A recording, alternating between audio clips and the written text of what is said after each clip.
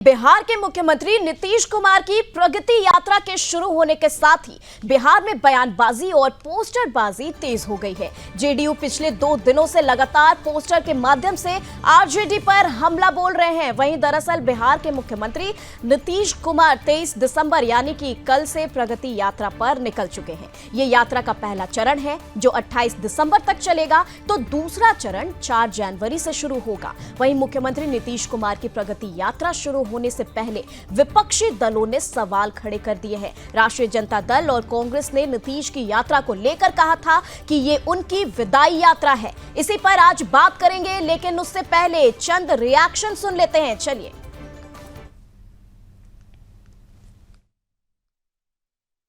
देखिए, आदरणीय मुख्यमंत्री श्री नीतीश कुमार जी का इस सरकार का डबल इंजन की एनडीए सरकार का ये विदाई यात्रा ही साबित होगा। बिहार की दुर्गति हो गई तो इसका प्रगति नाम दे करके बिहार की जनता को प्रगति नहीं दिखा। बिहार हर मामले में फिसड्डी है, नीचे से टॉप कर रहा है, तो किस बात की प्रगति? बिहार की दुर्गति करने वालों की जनता अब विदाई करेगी।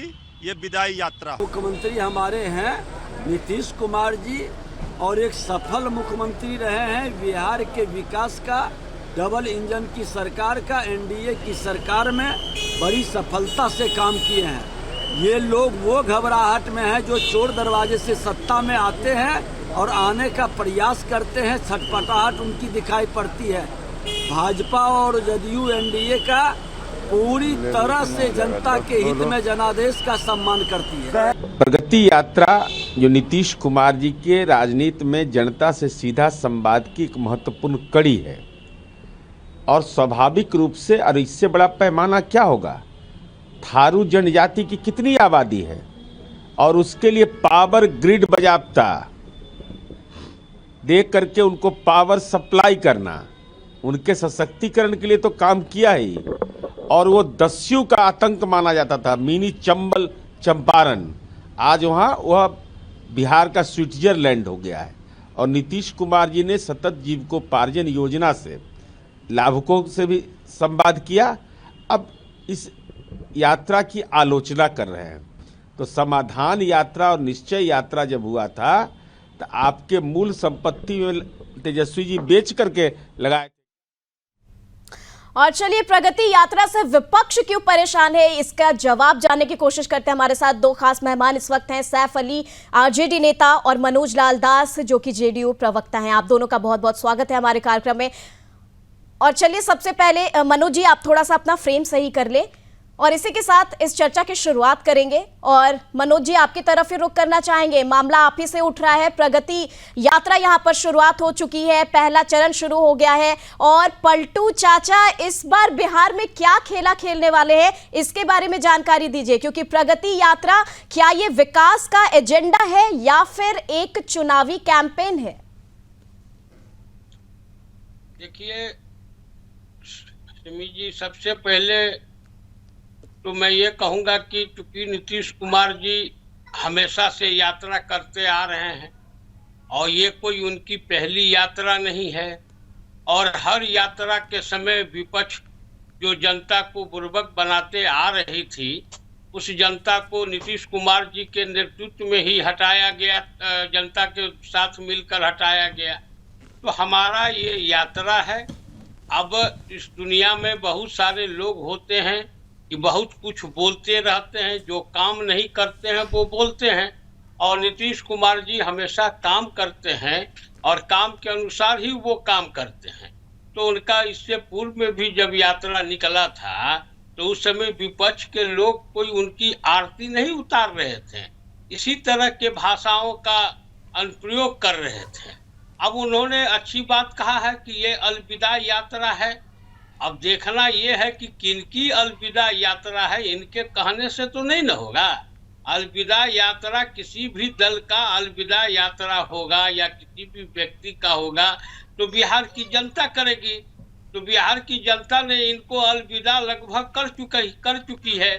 अब सत्ता में अब आने के लिए इनकी छटपटाहट है, तो हम इनके अलविदा शब्द का भी स्वागत करते हैं और जनता के ऊपर ही छोड़ते हैं अब जनता के ऊपर हमको फैसला देखना है ना, इनके बयानों पर हमको नहीं देखना है। बिल्कुल, जनता के ऊपर फैसला देखना है। इस बार भी बिहार में क्या खेला होगा ये भी देखने वाली बात होगी। मनोज जी, इसी के साथ सैफ जी इस वक्त हमारे साथ मौजूद है। सैफ, जानना चाहेंगे आप प्रगति यात्रा को किस तरह से देख रहे हैं? इंडी ब्लॉक में, इंडी गठबंधन में क्या हलचल है? विपक्ष इसे किस तरीके से देख रहा है इस यात्रा को? इस यात्रा को बड़ी आशा के साथ हम देख रहे हैं।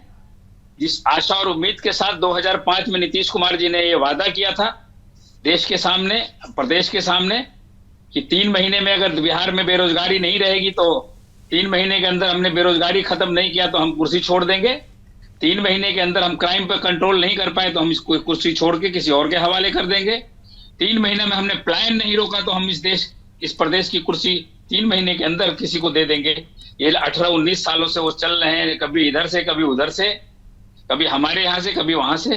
लेकिन ये बात प्रगति यात्रा देख के उनको बतानी पड़ेगी कि उन्होंने जो 2005 में वादे किए थे कि हम 3 महीने में जिन जिन चीजों का खात्मा किए वो खात्मा हुआ कि नहीं इस प्रगति यात्रा में, वो चुनावी वर्ष में ये बताएं और तत्काल वो इस्तीफा दें और किसी अन्य व्यक्ति को, जैसे अभी उनके यहाँ चर्चा भी चल रही है, कभी मनीष वर्मा की चर्चा चल रही है, कभी उनके बेटे की चर्चा चल रही है, और किसी की चर्चा चल रही, वो अपने ही दल के अंदर, हम नहीं कहते कि हमारे साथ आइए और हमारे नेता को आप मुख्यमंत्री बनाइए, लेकिन 3 महीने का वादा करके आप 20 साल तक जो प्रदेश की जनता को जो आपने बेवकूफ बनाया है और नए नए शिगोफे छोड़ के आज उनको अमित शाह भी कह रहे हैं कि ये फैसला मुख्य करेंगे। अभी गवर्नर ने भी जहाँ ये महात्मा गांधी और चंपारण को ज्यादा याद करते हैं, वहां बहुत चंपारण का यात्रा करते हैं, उस गांधी जी के खिलाफ भी कुछ न कुछ ऐसा कमेंट पास किया है महामहिम राज्यपाल ने, जो शायद एनडीए को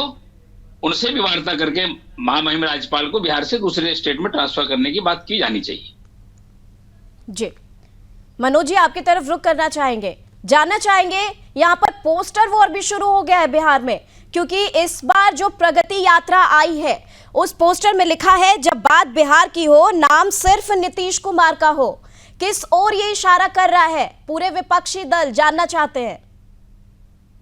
देखिए निम्मी जी, ये तो बिहार की जनता ही ना फैसला करती है।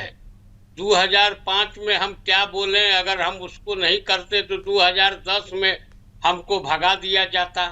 तो बिहार की जनता हमसे संतुष्ट थी, इसीलिए हमको आगे बढ़ाई। और पोस्टर वार का कोई अर्थ नहीं है, अपने कार्यकर्ताओं का है। और बिहार के विकास की जब बात हुई है तो एकमात्र नीतीश कुमार ही सामने आए हैं। लालू प्रसाद जी मुख्यमंत्री रहे तो उन्होंने क्या किया ये बिहार की जनता जान रही है। तेजस्वी यादव उप मुख्यमंत्री हुए तो क्या हुआ, और कैसे नाबालिग थे तो करोड़ों के मालिक हो गए। तो ये तो बिहार की जनता जानती है निम्मी जी, इस पर तो हम नहीं कुछ कर सकते हैं ना। अगर बिहार की जनता हमसे अगर नाराज होगी, हमारे विकास से वो अगर संतुष्ट नहीं होगी तो फिर चुनाव आते हैं। अभी लोकसभा का भी चुनाव आया था, वहां भी हमको दिया। अभी विधानसभा का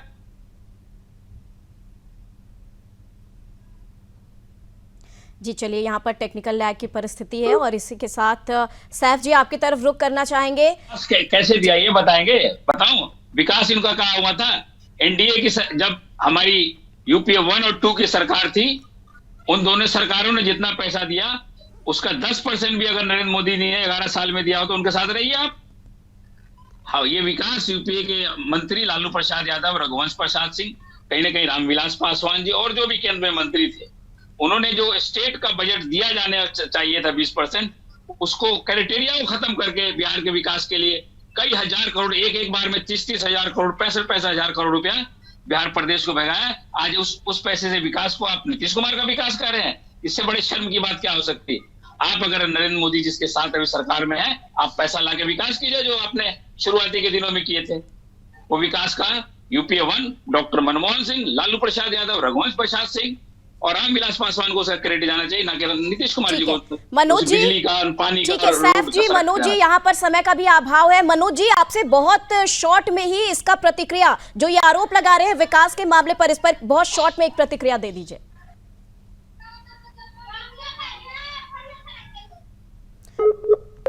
अब इनको ये भी पता नहीं है कि अभी इस सरकार में कितना पैसा आया है, तो इनसे चर्चा करने की क्या बात है। और पैसा किसी का बताइए ना। किसी सरकार का नहीं होता है। ये पैसा बताइए ना, मेरे पास डाटा है, मैं मोबाइल मैं भी ऑनलाइन दिखा देता हूँ आपको। तो ये उनका हक होता है और उस हक के अनुसार मिलता है। अभी कहाँ इनके नजर में बिहार में विकास हुआ होगा। चलिए ठीक है मनोज जी, सैफ जी, समय का अभाव है और इस वक्त हमारे कार्यक्रम में जुड़ने के लिए आप दोनों का बहुत बहुत शुक्रिया।